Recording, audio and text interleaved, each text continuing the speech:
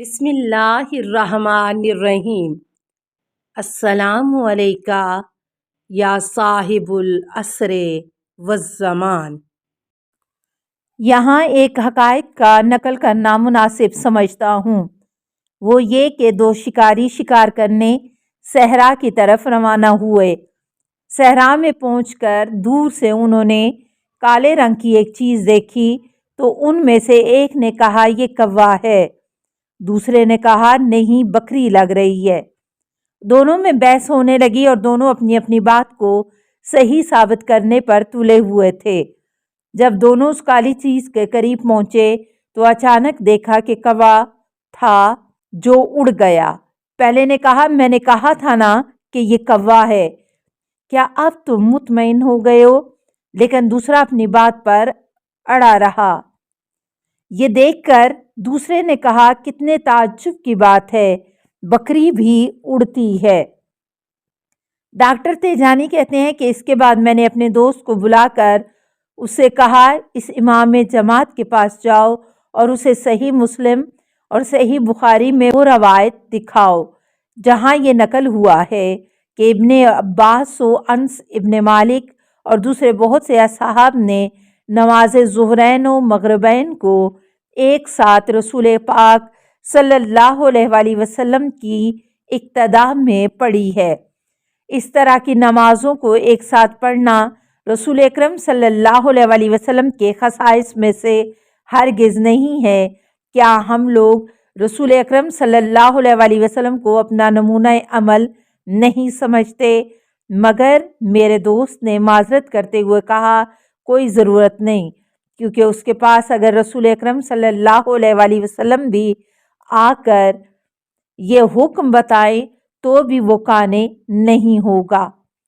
قاضی مدینہ کی بے بسی آیت تطہیر کی تحقیق۔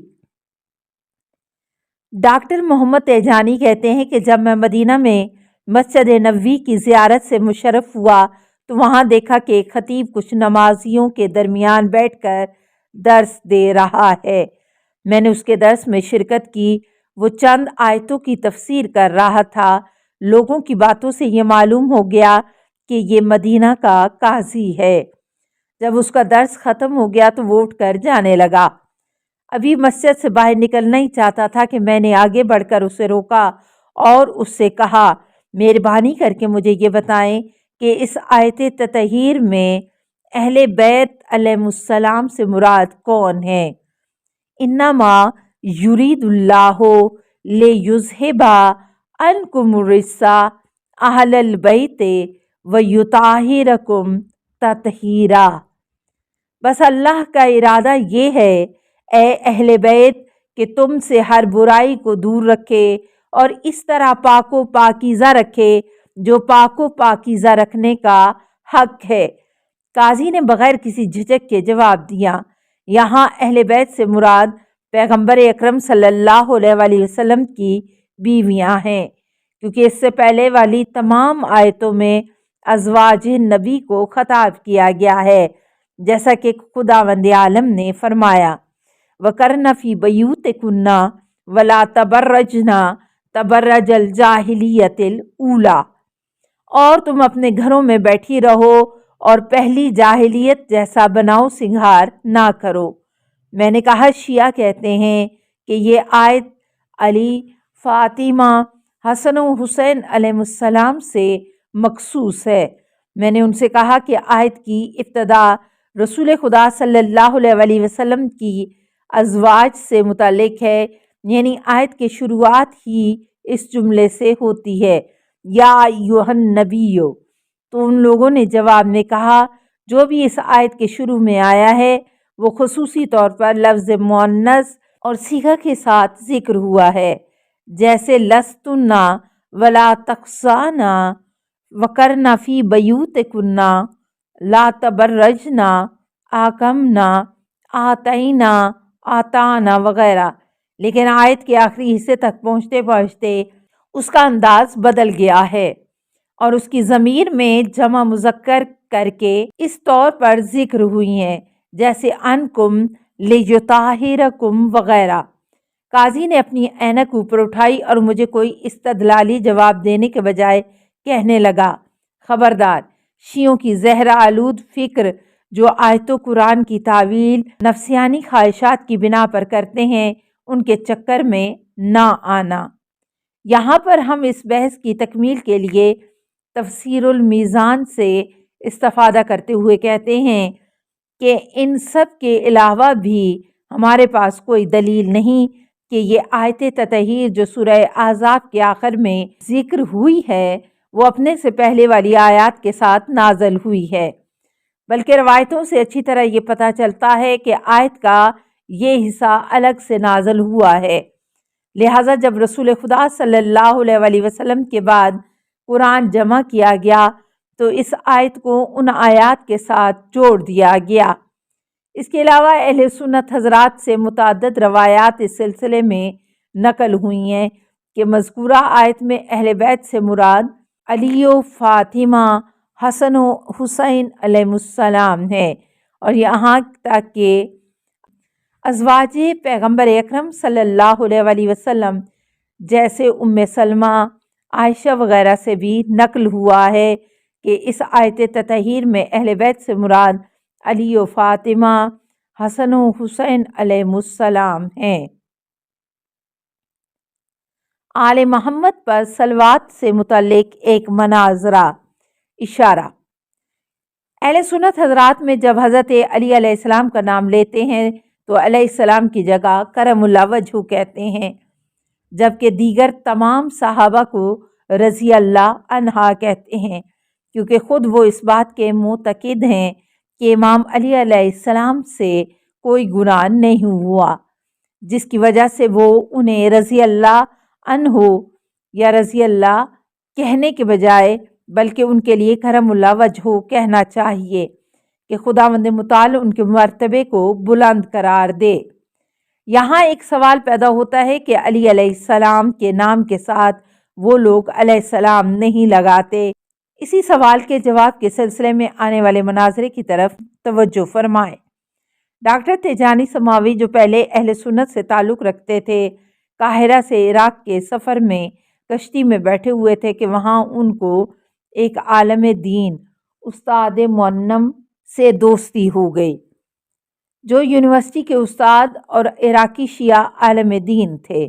چنانچہ ان دونوں کے درمیان میں گفتگو ہوئی اور اس کے بعد بھی عراق میں ان دونوں کے درمیان بہت سی گفتگو اور مناظرے ہوئے، جن میں سے ایک مناظرہ آپ حضرات کی خدمت میں پیش کیا جا رہا ہے جو بغداد میں استاد معلم کے مکان پر ہوا تھا۔ ملاحظہ فرمائیں، ڈاکٹر تیجانی، تم شیعہ حضرات علی علیہ السلام کے مقام کو اس حد تک بڑھا دیتے ہو کہ انہیں پیغمبروں کی صفت میں لا کھڑا کر دیتے ہو، کیونکہ تم لوگ ان کے نام کے بعد کرم اللہ وجہہ کہنے کے بجائے علیہ السلام یا علیہ الصلوات والسلام کہتے ہو، جبکہ صلوات و سلام پیغمبر اکرم صلی اللہ علیہ وسلم سے مخصوص ہے، جیسا کہ قرآن مجید میں پڑھنے کو ملتا ہے۔ ان اللہ و ملائکتہ یصلون علی النبی یا ایھا الذین آمنوا صلوا علیہ وسلموا تسلیما، بے شک اللہ اور اس کے ملائکہ رسول صلی اللہ علیہ وسلم پر صلوات بھیجتے ہیں۔ اے صاحبان ایمان، ان پر صلوات بھیجتے رہو اور ان کے سامنے تسلیم رہو۔ استاد معلم، ہاں تم نے سچ کہا، ہم جب بھی حضرت علی علیہ السلام یا ان کے دیگر ائمہ کے نام لیتے ہیں تو علیہ السلام کہتے ہیں، لیکن اس کا مطلب یہ نہیں ہے کہ ہم انہیں پیغمبر یا ان کے رتبے کے برابر جانتے ہیں۔ ڈاکٹر تیجانی، تو پھر کس دلیل سے ان پر سلام و صلوات بھیجتے ہو؟ استاد معلم، اسی آیت کی دلیل سے کہا جا سکتا ہے، ان اللہ و ملائکتہ یصلون علی النبی یا ایھا الذین آمنوا۔ کیا تم نے اس کی تفسیر پڑھی ہے؟ شیعہ اور سنی دونوں متفقہ طور پر یہ نقل کرتے ہیں کہ جب یہ آیت نازل ہوئی تو چند صحابیوں نے حضرت صلی اللہ علیہ وسلم سے پوچھا، یا رسول اللہ، آپ پر سلام بھیجنا تو ہم جانتے ہیں، لیکن ہمیں یہ نہیں معلوم کہ آپ پر صلوات کیسے یا کس طرح سے بھیجی جائے۔